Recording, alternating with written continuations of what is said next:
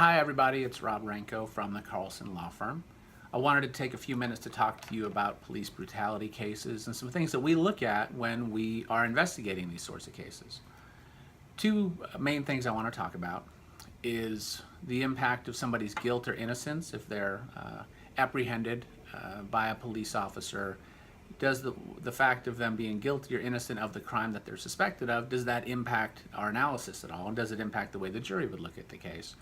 Secondly, I want to deal with some of these misconceptions on what I call the comply or die standard that some people, certainly on the internet and in social media, want to apply to these cases.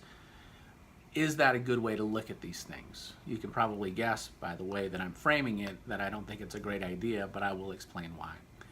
First, so let's talk about the impact of somebody's guilt or innocence. So the police are attempting to apprehend somebody. They suspect somebody might be involved in something. They at least want to talk to them. Maybe they're trying to arrest them. So we go from that scenario to the end process where the person is either convicted, they're guilty of the crime, they're innocent of the crime. Does that matter when we think about police brutality cases?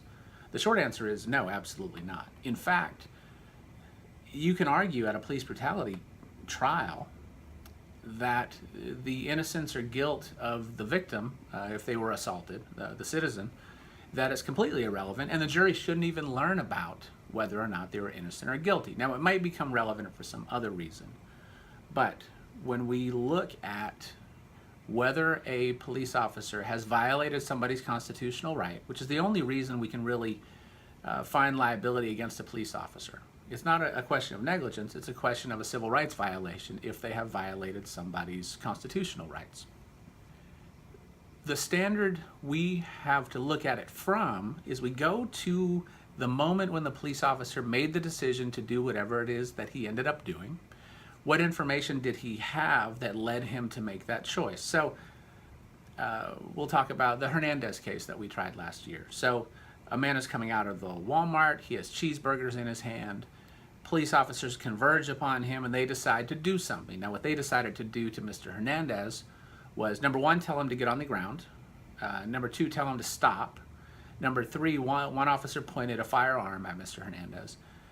And number four, Officer Sanchez, who perpetrated the assault against Mr. Hernandez, he ran and he just tackled him. Now, Mr. Hernandez was compliant. He was trying to get to the ground as he was instructed. They didn't give him a chance, and that's when the injury occurred. He ended up having 2 disc herniations in his lower back, surgery, all that stuff. So we go back to that moment that Officer Sanchez decided to take down Mr. Hernandez.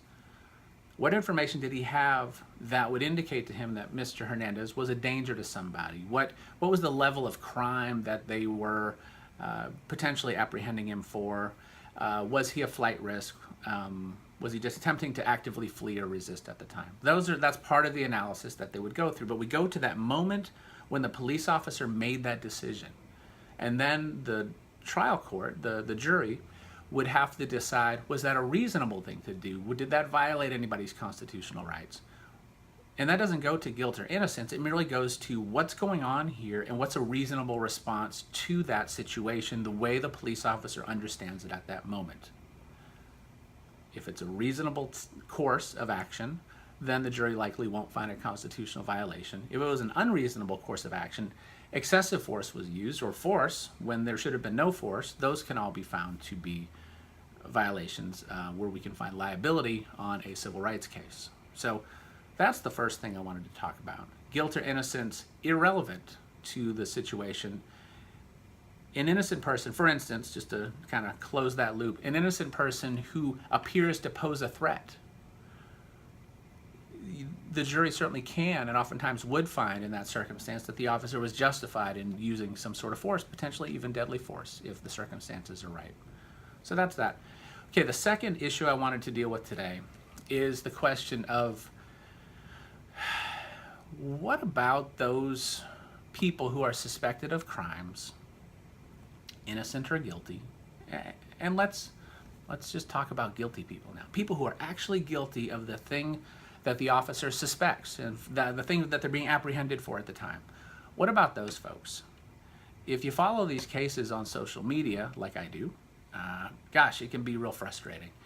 Because if somebody, for instance, maybe doesn't immediately comply with an order, maybe they're confused, maybe they didn't hear it, that you get this feeling, like a lot of people feel like you have this comply or die mandate. Do as the officer says immediately, or you deserve what's coming to you. And I think that's the way a lot of folks with less experience might view these things. And that if people don't immediately comply with what the officer has said, that they deserve whatever they get. Well, let's think about that.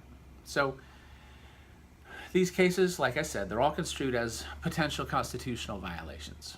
And let's narrow down the Constitution. Let's just think about the Bill of Rights. Now, the people on the internet and in social media seem to think that if you're accused of a crime, or certainly if you've convicted of a crime, you shouldn't have rights. You shouldn't have protections. So raise your hand if you feel that way.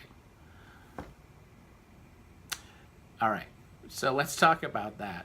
Let's think about just the Bill of Rights, the first 10 amendments to the Constitution. Some of them we hear about and think about more often than others. Some of them aren't real applicable to our daily lives, but I'm going to run down through them. So the First Amendment, we're all familiar with that. So the First Amendment deals with freedom of speech, freedom of religion, freedom to assemble peaceably, stuff like that. I'm not going through the whole deal. There's other stuff in there, but freedom of speech, freedom of press, those are all things we think about when we think about the First Amendment, and that comes up quite a bit. Second Amendment, the right to bear arms. Okay, so these first two, they apply to all of us, to the citizens in general. We can all exercise these each and every day. We can say what we want, we can go buy a gun. Now, neither of them are without any limitation, but we can all exercise these pretty much every day. Third Amendment isn't real relevant to our daily lives. It says that no soldier shall, in time of peace, be quartered in any house without the consent of the owner, nor in time of war, but in a manner to be prescribed by law. So this deals with the government placing soldiers in your home. It's a nice protection, doesn't come up a lot. So I would say the Third Amendment really isn't something we deal with very often. Fourth Amendment is something we deal with pretty often. This is the right we have to be free from unreasonable searches. It also deals with us to be protected against being searched or having our person or things seized. Now, the Fourth Amendment is really relevant to police brutality because when excessive force is used against us, that is viewed by the courts as a seizure. And that's one of the main violations we see in these police brutality cases, that the taking, it's a seizure on our person that was unreasonable, Fourth Amendment violation, police brutality. But this whole amendment, a lot of it goes to when we have been suspected of a crime or when the police want to investigate a crime. Fourth Amendment comes into play. Fifth Amendment. This too has a component that is related to criminal law, that we have the right to remain silent, to protect from incriminating ourselves. We can't be forced to testify against ourselves in a criminal matter. There's more to it there. We need to be compensated if our land is taken, all that sort of stuff. No person shall be held to answer for a capital or otherwise infamous crime unless on a presentment of an indictment by a grand jury. So the grand jury requirement's in here. This is one of the longer amendments, but there's a big component of the Fifth Amendment that we can only utilize if we have been suspected or even arrested of a crime. Sixth Amendment is completely about criminal law, criminal indictments and so forth.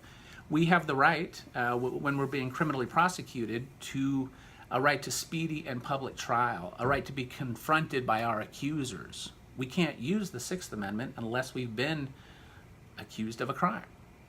Seventh Amendment, of course, that's the trial lawyer's favorite amendment, and that tells us that under the common law, controversies can be settled in a civil dispute. In a courtroom, we have the right, access to courts, basically.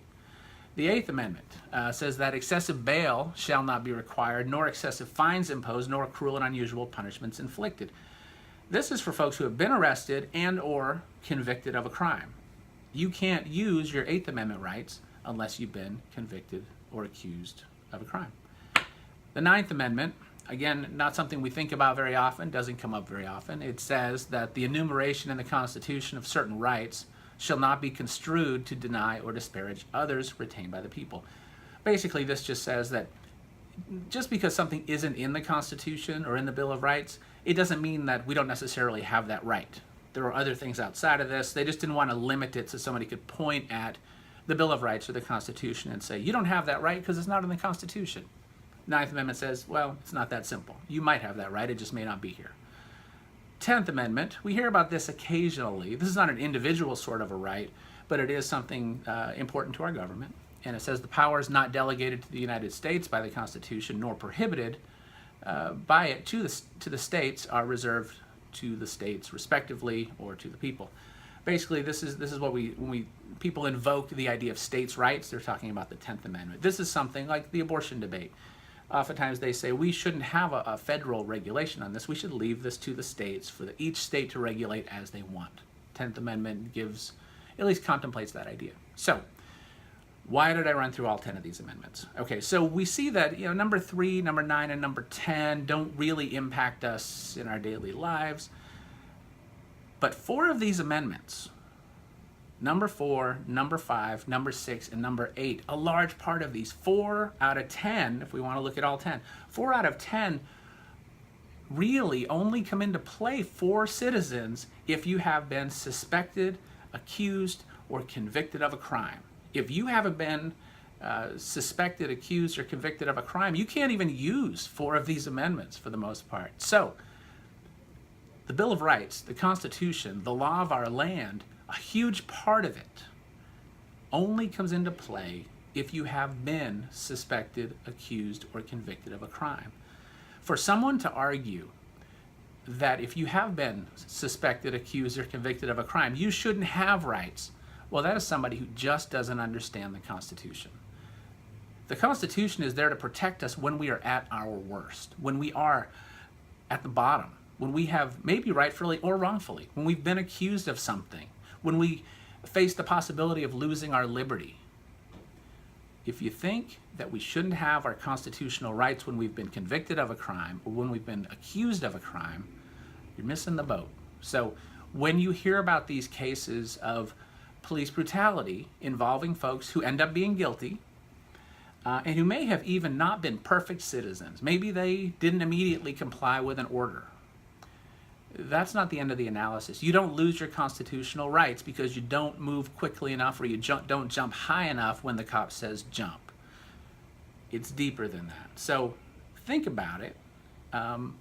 Let's not forget the Constitution in situations where the Constitution is intended to provide the greatest level of protection. We don't forget it, we use it, and we rely upon it. And we all have a right to rely upon it. So that's all I have for today. Thank you for tuning in.